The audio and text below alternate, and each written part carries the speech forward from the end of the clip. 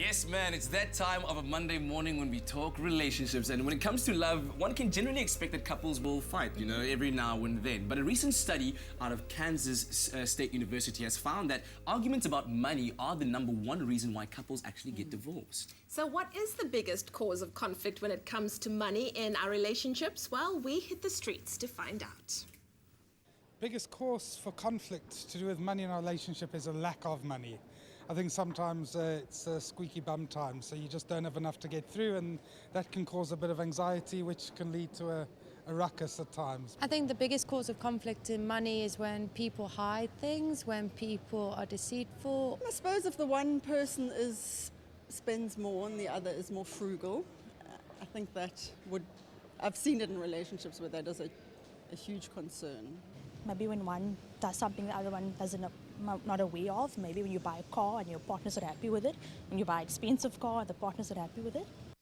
There you hear it. Money, geld, zaga, nyogo, whatever you want to call it, it's a problem. And now to chat about the often complicated issue of money in our relationships, we're joined by Dr. Eve, and we'll also be answering your questions. So give us a call on 08391333728.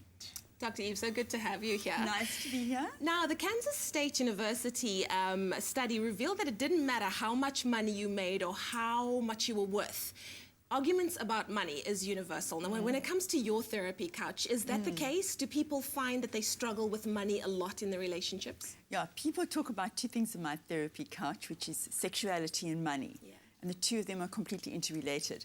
And I always think about money in the same way I think about infidelity.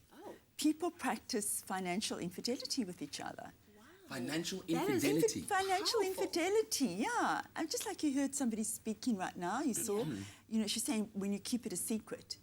People have issues about money, personal issues. Yeah. They're really like part of the baggage that we bring into a relationship. Because each of us come from a family where there's stories about money. Yeah. There were stories about scarcity, or there were stories about abundance. There were stories about how we value money and how we spend money, or how we misspend money. And those are kind of very scarring to children. And they carry them with them into their adult years.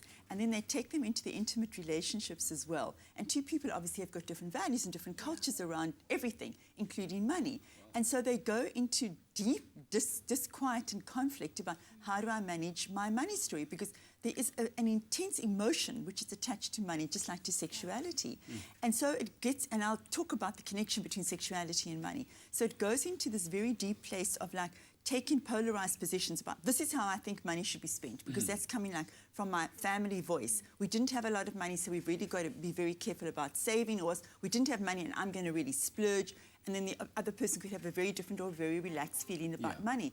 And then it causes enormous amount of tension around how we're going to manage this commodity called money. And then it spills over into making decisions about what couches do we buy? Where do we send our children to school? How much money do we spend on food every week? How much money do we spend on entertainment?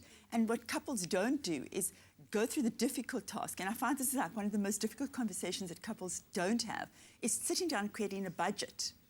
It's sitting down and creating a spreadsheet about these are expenses and these are things that, the incomes. This is just a regular budget, because it feels just way too difficult to talk about, because it touches the psychological and the emotional part of us that we don't want to engage with. And then the study also showed that these arguments about money then take longer to recover from. Harsher language is used during these discussions. Why is money such a sticky thing? Is it because of that the deep emotional attachment relating to our past, how you were raised, is that part of the reason? It's a huge amount of fear, Katlego. I mean, that's what it just raises up in us. We have fear about acquiring it, we have fear about losing it. So even when we get it, we're so afraid about losing it, which is why the infidelity comes into it. And people go and hide their money and have this like secret relationship with their money and don't tell. And that's actually what hurts the partner, which causes that incredible feeling of like infidelity. You've cheated on me. You're hiding this. It's a big secret. You're not telling me how much money you have. Or else people get into relationships, and this is something that I work with quite a lot with couples. They get into relationships that you didn't tell me that you had debt. Or, you know, I'm taking you in and I'm going to pay off your debt for you. And then you're always going to feel like there's a disequity in the relationship. You have too much power over me because I paid your debt. So there's so many other elements to money which people really struggle with in a relationship. We'll continue this. I think we're going to come up with a new phrase, #paper-makwapeni, financial infidelity. But we'll continue our chat with Dr. Eve a little bit later on. Also, remember that our lines are open on 083 913 3728. Mr. Ewan, tough times in here, Papa.